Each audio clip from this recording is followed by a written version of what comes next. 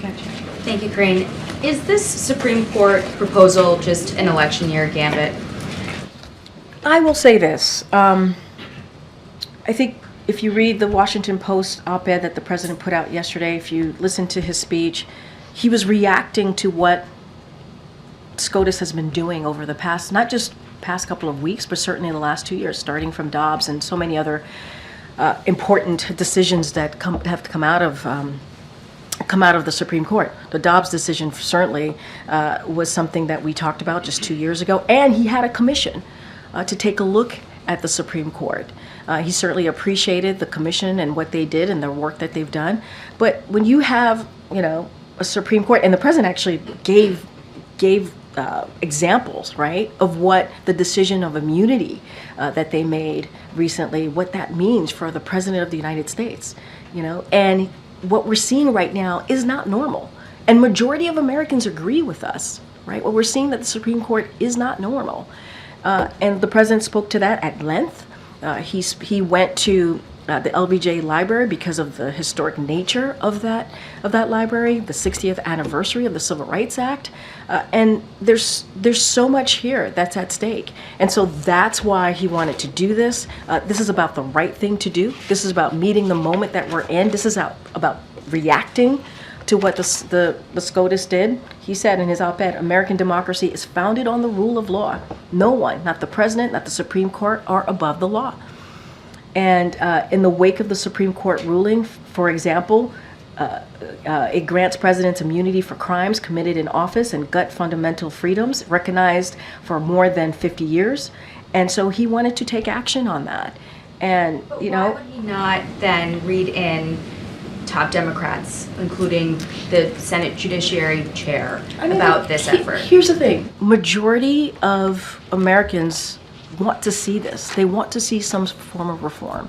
And the president is certainly want to make sure that he is aware we're majority of Americans. I will say, and I talked about this a little bit yesterday when we were in a gaggle, a range of conservative legal experts and Republican elected officials have voiced support, for example, term limits, which was part of what the president laid out yesterday. For example, last year, a bipartisan group of legal experts, including retired judges and Charles Fried, Ronald Reagan's Solicitor General, endorsed term limits for the Supreme Court. Stephen Calabrese, the chairman of the Federalist Society, who served in the administrations of Presidents Reagan and George H.W. Bush, he also endorsed term limits. You had Marco Rubio, a senator right now, right, a current senator, endorse this as well, along with other congressional Republicans. So there is bipartisan support for this. I'm trying to understand how we got to this in the last week, because you brought up the president's commission.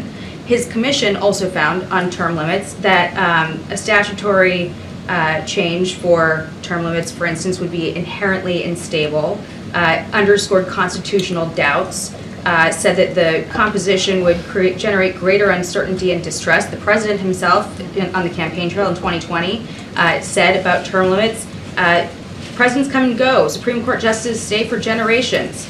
I'm not trying to change that at all. It was 2 different days he spoke to this. So how did we get there? First of all, he appreciates the commission, he appreciates the work that they've done. Their job was to give the president some thoughts and ideas, and obviously the president makes the final decision on how he wants to move forward. We have to look at what the Supreme Courts have done.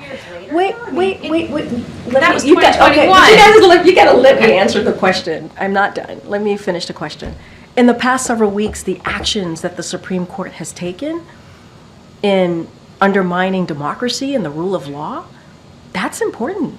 The president felt he needed to address this. Remember, we were supposed to go to LBJ Library 2 weeks ago. And we went 2 weeks ago this past Monday, yesterday. And so the president still wanted to move forward, still wanted to make sure he addressed this important issue.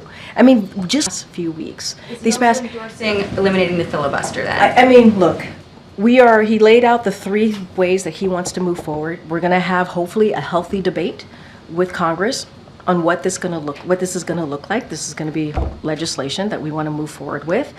And I will say this, one of the reasons the president ran in 2020 was because of what he saw in Charlottesville, was because of the fear of, wanting to make sure that we protect the soul of our nation.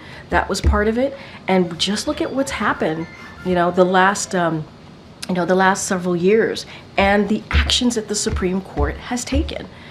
I mean, this is a president that was on the Judiciary Committee for almost the 36 years that he was president, right? If you think... Yes, on the filibusters? I actually answered this. I said, we're going to have a healthy debate with Congress on what this is going to look like. The president laid out the 3 ways that he sees moving forward. There's not going to go beyond those 3 measures that he's laid out, but we're going to have a healthy debate, and that's what's important here. Filibuster's no question. I just said we are going to... Welcomes a question on filibuster. We welcome a healthy debate on how to move forward. He put forth three ways to move forward on this, on really dealing with SCOTUS reform, and I just laid out some conservative legal experts who agree with us, at least on the term limits. They've been very clear as well.